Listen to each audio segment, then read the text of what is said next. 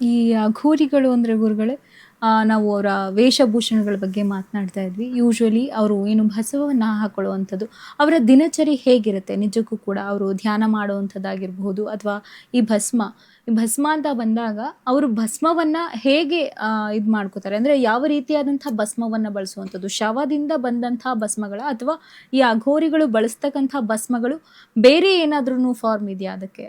ಯಾವ ರೀತಿಯಾಗಿ ಅವರು ಭಸ್ಮವನ್ನ ತಯಾರಿಸುವಂಥದ್ದು, ಯಾವ ವಿಧಿಯಿಂದ ಬರುವಂತಹ ಭಸ್ಮಗಳನ್ನ ಅವರು ಲೇಪನ ಮಾಡ್ಕೊಂಡಿರ್ತಾರೆ? ನೋಡಿ, ಅಘೋರಿಗಳ ಜೊತೆ ನಾನು 3.5 ವರ್ಷ ಇದ್ದದ್ರಿಂದ ಅವರ ದಿನಚರಿಯನ್ನು ನಾನು ಅಲ್ಪ ಮಟ್ಟಿಗೆ ನಾನು ಹೇಳಬಲ್ಲೆ ಅಷ್ಟೇ. ನೋಡಿ, ಅವ್ರ ದಿನಚರಿ ಶುರುವಾಗುವಂಥದ್ದೇನೆ ಧ್ಯಾನದಿಂದ. ಅಂದರೆ ಬೆಳಗಿನ ಜಾವ 2 ಗಂಟೆಗೆ ಎದ್ಬಿಡ್ತಾರೆ ಅವರು. 2-2:30 ಎದ್ಬಿಡ್ತಾರೆ. ಎದ್ದ ತಕ್ಷಣ ಅವ್ರದ್ದೇ ಆದ ಅವರ ಗುರುವಿನಿಂದ ಬಂದಂತಹ ಕೆಲವು ಮಂತ್ರಗಳನ್ನು ಅವರು ಉಪಾಸನೆ ಮಾಡ್ತಾರೆ. 4:30-5 ಗಂಟೆವರೆಗೂ ಉಪಾಸನೆ ಮಾಡ್ತಾರೆ.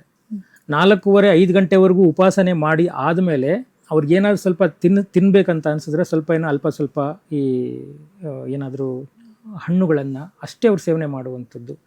ಅಂದರೆ ದೇಹಕ್ಕೆ ಅಷ್ಟು ದಂಡನೆ ಕೊಡ್ತಾರೆ. ದೇಹಕ್ಕೆ ಅಷ್ಟು ದಂಡನೆ ಕೊಟ್ಟು ಮನಸ್ಸನ್ನು ನಿಗ್ರಹ ಮಾಡ್ತಾರೆ.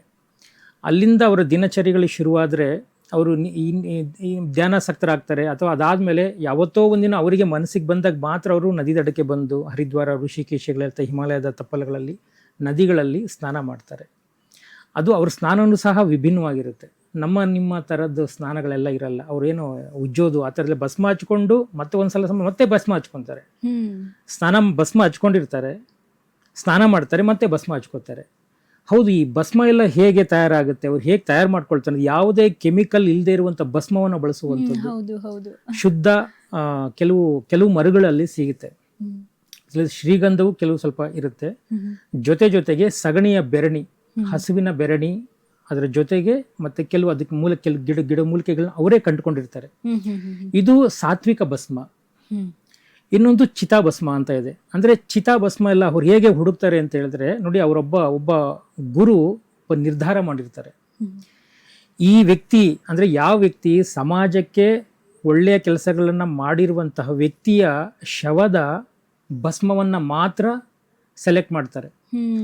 ಅಂದರೆ ಅಲ್ಲಿ ಇನ್ನೂ ಎಷ್ಟೋ ಕ್ರಿಯೆಗಳೆಲ್ಲ ನಡೆಯುತ್ತೆ, ಆಕ್ಟಿವಿಟೀಸ್ ಎಲ್ಲ ನಡೆಯುತ್ತೆ ಅಲ್ಲಿ.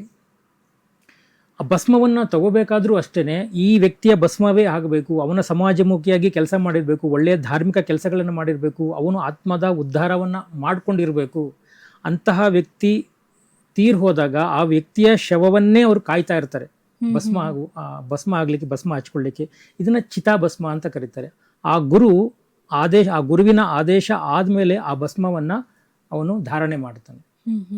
ಅದು ಮೊದಲು ತ್ರಿಪುಂಡ ಅಂತ ಹೇಳಿದ್ರೆ ವಿಭೂತಿ ಅಂತ. ಈ ತ್ರಿಪುಂಡವನ್ನು ಮೊದಲು ಯಾರು ಅವ್ರ ಗುರುಗಳು ಮಂತ್ರ ಕೊಟ್ಟಿರ್ತಾರೆ ಅವರ ಹೆಸರು ಹೇಳಿ 3 ತ್ರಿಪುಂಡಗಳನ್ನು ಅಂದರೆ ವಿಭೂತಿಯನ್ನು ಬಳಕೊಳ್ತಾರೆ. ಅದಾದಮೇಲೆ ಇಡೀ ದೇಹಕ್ಕೆ ಗುರುವಿನ ಮಂತ್ರ, ಗುರುವಿನ ಸ್ಮರಣೆ ಮಾಡಿಕೊಂಡು ಅವ್ರ ಭಸ್ಮವನ್ನು ಹಚ್ಕೊತಾರೆ. ಅಂದರೆ ನೋಡಿ, ನಮ್ಮ ಜೀವನ ಏನಿದೆ, ಅವ್ರ ಜೀವನ ಏನಿದೆ, ತುಂಬ ವಿಭಿನ್ನವಾಗಿದೆ. ನಾವು ವಿಭೂತಿಯನ್ನು ಹೀಗೆ ಬೆಳ್ಕೊಂಡ್ರೆ ಬರೀ ವಿಭೂತಿ ಅಷ್ಟೇ ಬೆಳ್ಕೊಳ್ಳೋದಿಲ್ಲ, ಇಡೀ ದೇಹಕ್ಕೆ ಕೈ ಕಾಲುಗಳೆಲ್ಲ ಎನರ್ಜಿ ಆಗಬೇಕು. ಅದಕ್ಕೋಸ್ಕರವಾಗಿ ಅವರೆಲ್ಲ ವಿಭೂತಿಯನ್ನು ಬಳಸ್ತಾರೆ. ನಮ್ಮ ಥರ ಕೆಮಿಕಲ್ ಭಸ್ಮಗಳನ್ನ ಬಳಸುವಂಥದ್ದು ಮಾಡೋದಿಲ್ಲ. ಅವರೇ ಕೂತ್ಕೊಂಡು ಭಸ್ಮವನ್ನು ತಯಾರು ಮಾಡೋರು ಇದ್ದಾರೆ. ಅಂದರೆ ಭಸ್ಮವನ್ನು ತಯಾರು ಮಾಡುವಂತಹ ಅಘೋರಿಗಳು ಇದ್ದಾರೆ, ಅವರೇ ಭಸ್ಮವನ್ನು ತಯಾರು ಮಾಡ್ಕೊಳ್ತಾರೆ. ಇದು ಸಾತ್ವಿಕ ಭಸ್ಮ ಒಂದು. ಆದರೆ ಚಿತಾಭಸ್ಮಗಳನ್ನು ಕೇವಲ ತಾಂತ್ರಿಕ ಕ್ರಿಯೆಗಳಿಗೆ ಅವರು ಬಳಸ್ತಾರೆ. ನೀವು ನಂಬೋದಿಲ್ಲ, ಅಘೋರಿಗಳು ನಾನು ನೋಡಿರೋ ಮಟ್ಟಿಗೆ ಸ್ಮಶಾನ ಸಾಧನೆಗಳನ್ನೆಲ್ಲ ಮಾಡ್ತಾರೆ, ಅಘೋರ ಸಾಧನೆಗಳು, ಶವ ಸಾಧನೆಗಳೆಲ್ಲ ಮಾಡ್ತಾರೆ. ಶವ ಸಾಧನೆಗಳೆಲ್ಲ ಯಾಕೆ ಮಾಡ್ತಾರೆ ಅಂದರೆ, ನೋಡಿ, ಬದುಕಿರುವಂಥ ದೇಹ ಅಂದರೆ ಉಸಿರಾಡುವಂಥ ದೇಹ ಮತ್ತು ಉಸಿರಾಟ ಇಲ್ಲದಿರುವಂಥ ಜೀವವು ಎರಡೂ ಒಂದೇ. ಅಂದರೆ ಏನು ಉಸಿರಾಡ್ತಾ ಇದ್ದೀರಾ ನೀವು ಬದುಕಿದ್ದೀರಾ ಅಂತ. ಉಸಿರಾಡ್ತಾ ಇಲ್ಲ ಅಂದರೆ ನೀವು ತೀರು ಹೋಗಿದ್ದೀರಾ ಅಂತ. ಆದರೆ ಅಘೋರಿಗಳು ಹಾಗಲ್ಲ. ಉಸಿರು ಇರಲಿ ಇಲ್ದೇ ಇರಲಿ ಎರಡೂ ಒಂದೇ. ಶವವೂ ಒಂದೇ, ಶಿವವೂ ಒಂದೇ. ಅಂದರೆ ಸರ್ವವೂ ಶ್ರೇಷ್ಠ ಅಂತ. ನಾವು ಮುಟ್ಟಿದ್ರೆ ಸೂತಕ ಇನ್ನೇನೋ ಹೇಳ್ತೀವಿ, ಅವ್ರಿಗೆ ಯಾವುದು ಸೂತಕದ ಛಾಯೆಗಳೇ ಅವ್ರಿಗಿರೋದಿಲ್ಲ. ಅವನು ಎಲ್ಲವನ್ನೂ ಮೀರಿ ಸಾಧನೆಗಳನ್ನು ಮಾಡ್ತಾರೆ. ಒಬ್ಬ ಗುರುವಿನ ಆದೇಶ ಆದರೆ ಆ ಮಂತ್ರವನ್ನು ತಗೊಂಡು ಒಬ್ಬ ವ್ಯಕ್ತಿಯ ದೇಹದ ಮೇಲೆ ಒಂದು ಗೋಣಿಚೀಲವನ್ನು ಅಥವಾ ಯಾವುದೋ ಒಂದು ಬಟ್ಟೆಯನ್ನು ಹಾಕಿ ಮುದ್ರೆಗಳ ಸಮೇತ ಧ್ಯಾನಾಸಕ್ತರಾಗ್ತಾರೆ. ನಾನು ಇದನ್ನೆಲ್ಲ ಕಣ್ಣಾರೆ ನೋಡಿದ್ದೀನಿ. ಹೌದು, ಯಾಕೆ ಅಂತ ಹೇಳಿದ್ರೆ ಅಂದರೆ ನಾವು ನಾವು ನಮಗೆ ಎಷ್ಟೋ ಏನು ನಾವೇನು ಹೇಳ್ತೀವಿ ಭಯಗಳಿರುತ್ತೆ. ಒಬ್ಬ ಯಾರೋ ತೀರೋಗಿದ್ದಾರೆ ಅಂದರೆ ಕನಸಲ್ಲೂ ಸಹ ನೆನೆಸ್ಕೊಂಡು ಭಯ ಬೀಳುವಂಥವ್ರು ಇದ್ದಾರೆ. ನಾನು ಸಾಧನೆಗೆ ಹೋದಾಗ ಅವರು 10 ಶವಗಳನ್ನ ಸುಡಬೇಕಾದ್ರೆ ಮಧ್ಯದಲ್ಲಿ ಕೂತ್ಕೊಂಡಿರ್ತಾರೆ, ಧ್ಯಾನಾಸಕ್ತರಾಗಿರ್ತಾರೆ. ಅಂದರೆ ಅವರು ಅದೇನೋ ಅವ್ರು ಅಂದರೆ ಪ್ರಪಂಚದ ಒಂದು ವೈರಾಗ್ಯ ಜೀವನವನ್ನು ಹೇಗೆ ಅವರು ನೋಡಬೇಕು ಆ ರೀತಿಯೇ ನೋಡ್ತಾರೆ ಅವರು.